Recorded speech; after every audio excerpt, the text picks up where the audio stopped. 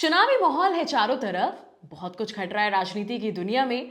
कुछ भी आप मिस ना करें, इसीलिए हाजिर है इस हफ्ते का political recap on ABP live podcast. मैं मानसी हूं आपके साथ। सबसे पहली अपडेट में आपको बता दें कि कल 5 राज्यों के विधानसभा चुनाव का रिजल्ट नहीं आ रहा।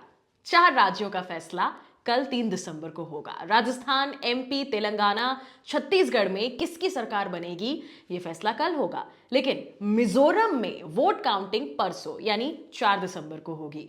चुनाव आयोग ने 1 दिसंबर को बताया कि 3 दिसंबर की जगह सोमवार 4 दिसंबर को वोटों की गिनती होगी।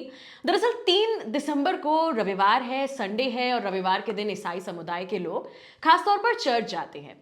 इसी वजह से तारीख में चेंजेस किए गए हैं। राज्य में मिजोरम की अगर हम बात करें तो 87% ईसाई समुदाय है। लोगों की मांग थी कि रिजल्ट की जो अनाउंसमेंट है, जो तारीख है, उसमें चेंजेस किए जाएं। इस बीच कांग्रेस ने सवाल उठाते हुए कहा कि निर्वाचन आयोग ने इतनी देर क्यों लगा दी। कांग्रेस के महासचिव जयराम रमेश ने कहा कि राजनीतिक दलों ने पहले ही मिजोरम में चुनाव रिजल्ट की तारीख पर बदलाव कर 4 दिसंबर को करने की मांग की थी। 1 महीने पहले ही ये मांग रखी गई थी, लेकिन चुनाव आयोग चुप रहा। कुछ देर पहले ही तारीख आगे बढ़ाई गई है। इतना सरल स्पष्ट कदम उठाने में आखिर देरी क्यों? चलिए अगली पॉलिटिकल अपडेट की तरफ बढ़ते हैं और एक बार फिर आपको अपडेट कर दें कि एग्जिट पोल का क्या हाल रहा, जो रहे इस हफ्ते चर्चा में। पोल ऑफ पोल्स में अलग अलग राज्यों पर अलग अलग एजेंसियों ने पोल्स निकाले। इनके मुताबिक एमपी में कांग्रेस बीजेपी की कांटे की टक्कर है, वहीं छत्तीसगढ़ और तेलंगाना में कांग्रेस की सरकार बन रही है। इसके अलावा राजस्थान में बीजेपी, तो मिजोरम में नई पार्टी जेडपीएम परचम बुलंद करने वाली है। एबीपी सी वोटर एग्जिट पोल्स के मुताबिक छत्तीसगढ़ में कांग्रेस की सरकार बनने का अनुमान है। बीजेपी को 41% सीटें मिल रही हैं, कांग्रेस 43% और अन्य के खाते में जाएंगी 16%। एमपी में कुल सीट 230, जिसमें कांटे की टक्कर 62 सीट पर है, जिसमें बीजेपी को 34, कांग्रेस को 23, अन्य को 5 सीट मिलने का अनुमान है। ये कांटे की टक्कर वाली सीट बीजेपी या कांग्रेस में से जिसके भी हिस्से जाएंगी वही सरकार बनाएगा। राजस्थान की बात करें तो यहां कुल सीट 199 है, कांटे की टक्कर वाली 46 सीट।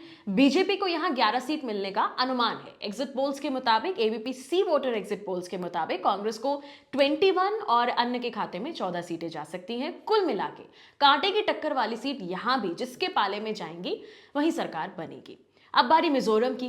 मिजो नेशनल फ्रंट यानी एमएनएफ को 32% सीटें मिल रही हैं, कांग्रेस को 25%, जोरम पीपल्स मूवमेंट यानी जेडपीएम को 29% और अन्य के खाते में 14%। और रही बात तेलंगाना की, तो वहां कुल सीट 119, जिसमें से कांग्रेस को 49 to 65 सीट्स, बीजेपी को 5 से 13, बीआरएस को 38 से 54 सीट्स और एआईएमआईएम को 5 से 9 सीटें जाने का अनुमान है। ये सिर्फ अनुमान है क्योंकि ये एग्जिट पोल्स हैं। बाकी 4 राज्यों का हाल कल 3 दिसंबर को पता लगेगा। बढ़ते हैं अगली पॉलिटिकल अपडेट की ओर। क्या इंडिया और अमेरिका के रिश्ते खराब होने वाले हैं? यह सवाल उठ रहा है इंडिया, अमेरिका और खालिस्तान की वजह से। हुआ यह है कि अमेरिका ने खालिस्तानी आतंकी और कनाडाई अमेरिकी नागरिक गुरपतवंत सिंह पन्नू की हत्या करने की साजिश का आरोप भारतीय नागरिक निखिल गुप्ता पर लगाया है। निखिल पर आरोप यह है कि वो एक भारतीय अधिकारी के कहने पर पन्नू को ठिकाने लगवा रहे थे। अब निखिल को लेकर एक बड़ी जानकारी भी सामने आई है। दरअसल न्यूयॉर्क में मुकदमा दर्ज होने से कुछ दिन पहले ही नवंबर के मध्य में उसे चेक रिपब्लिक से अमेरिका लाया गया था। 52 साल के निखिल गुप्ता को प्राग एयरपोर्ट पर 30 जून को गिरफ्तार किया गया। गुप्ता का कहना है कि वो बिजनेस के मकसद से चेक रिपब्लिक गए थे। हालांकि चेक नेशनल ड्रग अधिकारियों को गुप्ता के जरिए किए जाने वाले ड्रग ट्रैफिकिंग की जानकारी थी, जिसे लेकर ही उसे पकड़ा गया। उसकी गिरफ्तारी की जानकारी प्राग में मौजूद भारतीय दूतावास को दी गई और कहा गया कि अमेरिकी अदालत के आदेश पर यह गिरफ्तारी हुई है। सबसे ज्यादा हैरानी वाली बात यह है कि चेक अधिकारी इस दौरान बिल्कुल चुप्पी साधे रहे और उन्होंने ये नहीं बताया कि गुप्ता पर आखिर किस मामले को लेकर जांच की जा रही है। रिहाई के लिए गुप्ता ने कानूनी कार्रवाई के लिए अपने वकीलों की मदद ली।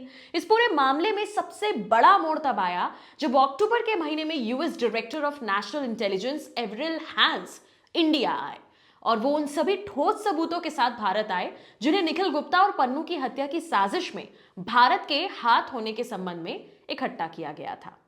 बढ़ते हैं अगली पॉलिटिकल अपडेट की ओर। संसद का शीतकालीन सत्र यानी कि विंटर सेशन ऑफ पार्लियामेंट सोमवार से शुरू हो रहा है।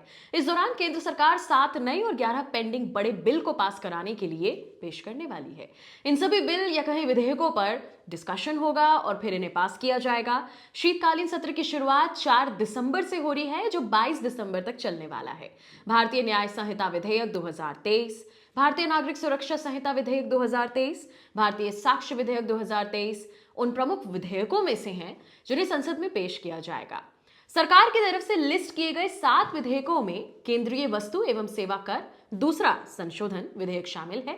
इसके जरिए जीएसटी काउंसिल की सिफारिशों को लागू किया जाएगा। एक विधेयक तेलंगाना में सेंट्रल ट्राइबल यूनिवर्सिटी स्थापित करने को लेकर लाया जाएगा। जम्मू कश्मीर और पुडुचेरी की विधानसभाओं में महिला कोटा तय करने के लिए सरकार 2 विधेयक पेश करने वाली है। सरकार ने लगभग 100 साल पुराने बॉयलर अधिनियम 1923 को फिर से लागू करने के लिए बॉयलर विधेयक 2023 को लिस्ट किया है। इसके जरिए लोगों की जान की सुरक्षा की जाएगी। इसने टैक्स के प्रोविजनल कलेक्शन विधेयक 1931 को फिर से लागू करने के लिए प्रोविजनल टैक्स संग्रह विधेयक 2023 को भी लिस्ट किया है। बाकी तो 4 दिसंबर से शुरू हो रहे संसद के इस विंटर सेशन पार्लियामेंट के दौरान क्या कुछ खास होगा, ये तो सोमवार 4 दिसंबर को ही पता लगेगा। बढ़ते हैं अगली पॉलिटिकल अपडेट की ओर। हमास और इजराइल के बीच जैसे ही 7 दिनों का युद्ध विराम यानी कि सीजफायर खत्म हुआ, जंग फिर से शुरू हो गई। पहले हमास ने इजराइल पर रॉकेट दागा, फिर इसके जवाब में इजराइल ने हमास और हिजबुल्लाह पर फिर बमबारी शुरू कर दी। इजराइल ने रात भर बाद गाजा में रॉकेट दागे। गाजा के साथ साथ हिजबुल्लाह भी इजराइल के निशाने पर है। आईडीएफ ने लेबनान में हिजबुल्लाह के ठिकानों पर लड़ाकू जेट, फाइटर हेलीकॉप्टर से हमला किया। इन हमलों में 3 लोगों की मौत हुई। इजराइल ने साफ किया है कि हिजबुल्लाह की तरफ से इजराइल पर हमला किया गया था, जिसके जवाब में इजराइल ने हिजबुल्लाह के ठिकानों पर कार्रवाई की है। फिलहाल आज के पॉलिटिकल रिकैप में इतना ही। मिलेंगे अगले हफ्ते ढेर सारी राजनीति की नई खबरों के साथ, only on ABP live podcast.